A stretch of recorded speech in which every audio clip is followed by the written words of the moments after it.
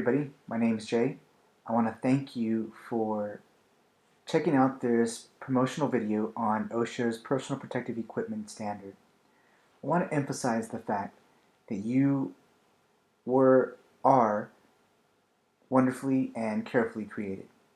And for that reason, your human body needs to be taken care of. We have families to provide for. We want to enjoy life to the fullest. We want to live long and prosper. Therefore, taking care of our bodies, maintaining a well, healthy state is vital. We don't want our places of business and our work sites and job sites to be suicide missions. We expect that the people that we work for, and law states, they must provide us with a safe working environment. Likewise, we are to adhere to the safety guidelines that they are supposed to have in place for our safety. Our employers, or the people we work for, we have an agreement with them. We provide a service to them to a standard, and they give us money. We take valuable years off our life when that agreement breaks down through failure to work in a safe manner and not wearing our personal protective equipment. Let's just take a second and think about the many different hazards and exposures we have subjected ourselves to over our lives. Looking back, we know we've probably exposed ourselves to some pretty unhealthy things, but because they didn't hurt us physically or we didn't feel bad at the time, we simply disregarded the safety precautions that are in place to keep us healthy. I wonder how many years or how much time we have been robbed of our children, of our loved ones, of enjoying life because of that. Because we exposed ourselves to concrete dust, or we've exposed ourselves to some type of fume or chemicals that were in the bottom of a trench, and we just continued to work anyway. By the end of this course, you are going to have what it takes to display to somebody interviewing you for a job, to your boss, to your supervisor, that you are a life-saving and money-saving asset to the place of business or to your company. And what company isn't going to want to move someone like that up or hire somebody like that? This is OSHA's personal protective equipment standard, but in taking this course, you are going to be a well-rounded and functional safety operator. The cool thing about this course, to include this free content that I'm about to show you, is that it's yours. I want you to take it and do whatever you want with it. You have my permission. You can take it, download the PowerPoint slides, and conduct trainings in the field with it. Enroll your guys, enroll your employees at your place of business in this course. When they complete it, they'll get a nice little certificate. Or you just enroll in the course and jam-pack a conference room with people and put my ugly mug up on the screen, and there you go. People are trained and they're now compliant for the job. This course is designed with you in mind. I know your time is valuable. I know you got to get stuff done. But the contracts always state that we have to be compliant in this, and we have to be trained in safety, and we have to know what our personal protective equipment does and what it protects us against. So this course is going to be short, convenient for you, but it's still going to be effective. I thank you for taking this time with me. Enjoy the free content that's coming up next. God bless. Welcome everybody to this course. In this course we will be discussing OSHA's 29 CFR 1926.95 Standard on Personal Protective Equipment. Yes, there is a focus on this standard. However, we're going to discuss ways to enable you to be a complete and well-rounded safety operator, safety officer, or safety worker. Here's what you'll get from this course. You'll get an understanding as what the law says in regards to your safety on the job and personal protective equipment.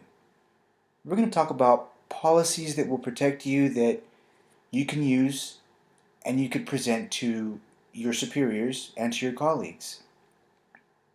We all want to move up in the world, don't we? A little raise wouldn't help here and there. But words like promotion, advance, raise, those are synonymous, which means they mean the same thing or in the same category as the word exceed. We want to exceed the standard. Meeting the bare minimum and doing barely what somebody is asking of us when they ask it is not going to get us ahead. Remember, exceed the standard. Get ahead. We're going to talk about different types of PPE and what it protects. We're going to talk about simple care and maintenance of your personal protective equipment because you have to care for it. You got to make it last. You got to make it work. We're going to talk about the components of a personal protective equipment program at your work and what a good personal protective equipment program will consist of. Very simple. Now you could just simply type up a one-page document or write it out, throw it in a manila folder, and bam. All it needs after that is implementation, putting it out to the field. I know you're busy. We all are. We got families. We got kids. We have a social life, and that's important. We got bills to pay. So I'm not going to bore you. I'm just going to get straight to the point. And for that reason, I'm taking years of field trainings conducted on job sites, and I've condensed them into easy and efficient courses that you can take on a computer, on your smartphone, on an iPad. You can take it at a restaurant, in your home, or in the cab of your truck on the job site. This course is yours. Once you've enrolled, once you have it, take it. Download the slides and conduct field trainings. Enroll your colleagues and fellow employees in this course. Download the videos and have group trainings in a conference room at your place of business. Use this course as initiative.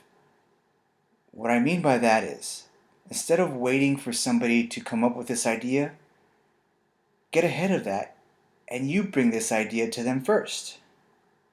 Showing initiative gives those around you a reason to think you should be moved up. Present this course to your employers, to your safety departments. Say, hey, check this out. This is what I got. Can we present it? Can we put it out? At a bare minimum, they will see that there is no harm in at least printing out the slides and passing them up, and that makes you look good. Your family needs you. You have a responsibility to protect yourself. Why? Why for your family? Because they expect you to return home in the same condition in which you left. You have to provide for them. You got to put food on the table. Your coworkers, you have a responsibility to them as well. We've all heard the saying that we're only as strong as our weakest link. If there's somebody in our team that is lacking or faltering in regards to safety, that puts us all at risk. So we need to build that person up positively, and we need to be the good example of a good safety officer or a good safety operator. We have a responsibility to our employers. Our employers have a responsibility, a law-mandated responsibility to us to provide us with a safe working environment. However, in return, we have a responsibility to them to adhere to safety guidelines. And why is that? A safe working environment means we get those good jobs. We get those big money jobs that look at your safety rating. We secure those jobs, we secure work. We secure work, we secure a paycheck. We secure a paycheck, we secure ourselves. We have a responsibility to ourselves also because all of these people are depending on us. And what good are we to them if we are debilitated? The 7 most expensive words in business are, but we've always done it this way. I get it. Sometimes you can't teach an old dog new tricks. But we and the old dogs can agree on one thing, that the world is rapidly changing and we need to adapt and overcome, or else it's going to bury us, it's going to leave us behind. Just because we've done something a certain way for so long doesn't mean it's been the right way. Imagine what we've put our bodies through. I'd hate to think what is wrong with my body just from things that exposures that I didn't even know I had, or something that science and medicine hasn't discovered yet, but out there among chemicals, among dust, different types of chemical dust, different type of exposures. I've put my body through so much, and I'm sure it's taken years off my life. But just because I feel okay now doesn't mean it was the right way to be doing it in the first place. There's always a safer way to do something. Because something has been done a certain way is usually because it's the cheap way of doing it. And when we do things just to save money, all of our lives are put at risk. There's nothing wrong with doing something the right way continually. But if we've always been doing something a certain way to save a buck, then something needs to change. Because it's doing that, saving a buck, not your health and not your life. So stop, pause, think. You have the God-given tools, the mental faculties to address a situation. Stop, think, and see how something can be done better. Not just for the sake of change, but because, like I said, the world is changing rapidly, and because of the pace at which it's changing, it's dangerous. So here's what the law says.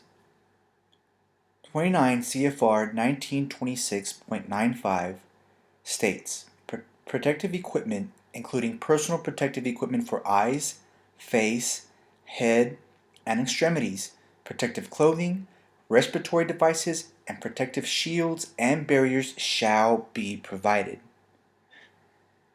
used and maintained in a sanitary and reliable condition wherever it is necessary by reason of hazards or processes or environment, chemical hazards, radiological hazards, or mechanical irritants encountered in a manner capable of causing injury or impairment in the function of any body part through absorption, that means touching or physical contact, inhalation, such as breathing in dust, breathing in fumes or chemicals, or physical contact, like with our hands or any other body part.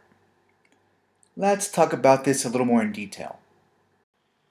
Okay, let's break this law down a little bit. Protective equipment, including personal protective equipment for eyes, head, and extremities. That means safety lenses, that means hard hat, and that could mean long sleeve shirts, gloves, shin protectors, metatarsal protectors. Those are all examples of extremities.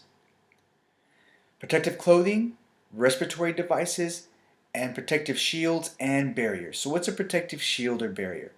That could be something like a barrier preventing you from entering an area where you could possibly fall into a trench. And a barrier is something that you can't lift your leg over and cross over, or your buddy or yourself hold up the string so you can pass underneath it.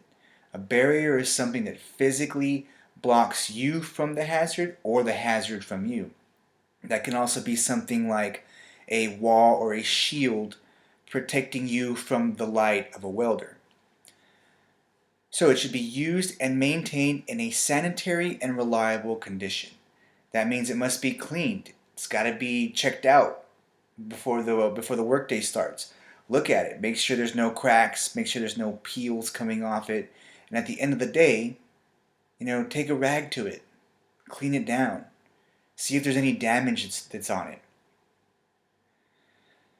It should be maintained in a sanitary and reliable condition wherever it's necessary by reason of hazards or processes or environment, chemical hazards, radiological hazards, or mechanical irritants encountered in a manner capable of causing injury. Key phrase there, capable of causing injury. If I'm holding something in my hand, if I'm doing a job, I need to be able to stop for a brief second and think, well, can doing this cause me injury? Chances are the answer is, yeah, it can. At which point, my next thought process should be, what do I have to do to eliminate the hazard, and if not, protect myself against it? If I'm a welder and obviously identify the fact that the light that results from welding is damaging to my eyes, the most obvious next step should be to protect my eyes. We all know that. But if I need protection for my eyes, shouldn't the people around me require protection for their eyes as well? So the key phrase, capable of causing injury or impairment in the function of any body part. So if what I'm doing can cause injury or impairment to myself or others, there must be some type of protection. We cannot just do it out in the open. Impairment in the function of any body part through absorption, inhalation, or physical contact. So if touching it can hurt us, either we don't touch it, or if we have to touch it, we protect our hands in the process. Inhalation, that's an interesting one. That's kind of one of those things that's near and dear to me, especially when it comes to crystalline silica, aka concrete dust, or dust in general. There's dust all over the place. And on job sites, you have chemicals, you have open sewer lines, you have asbestos, all kinds of stuff. And that gets into the dust. And we think, oh, it's just dirt. As if dirt wasn't bad enough for us already, which it is. Now you add the asbestos that we can't see, concrete dust that we can't see. If we're working on a sewer line or a storm drain, now there's feces in the air in that dust. And now through our breathing, our inhalation, all those little particles are sticking to our lungs. And that's adversely affecting our health. So we need to protect against that. How do we protect against stuff like that? A little 1 cent, 2 cent face mask. And there are other masks that are required for bigger jobs with greater hazards, and we'll get into that. But the point of that is something so simple, so cheap, can prevent so much long-term damage to your body, damage that you may not realize you're putting yourself into. Thanks for sticking with me. I'll see you in the next lecture. God bless.